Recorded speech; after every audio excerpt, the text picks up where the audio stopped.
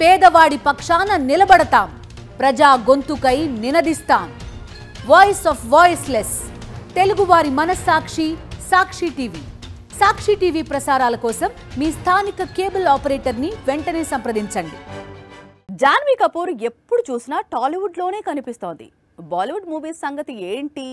టాలీవుడ్ను చూసుకొని బాలీవుడ్ను వదిలేసిందా అనే డౌట్ రావచ్చు మీకు.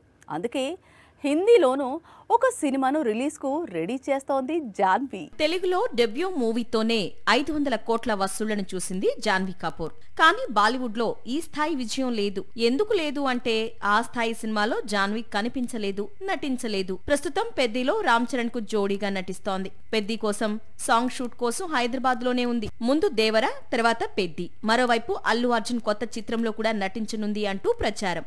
మరి జాన్వీ కపూర్ బాలీవుడ్ కెరియర్ సంగతి అంటే అక్కడ పరమసుందరి అనే మూవీ రిలీజ్ కు రెడీ చేస్తోంది.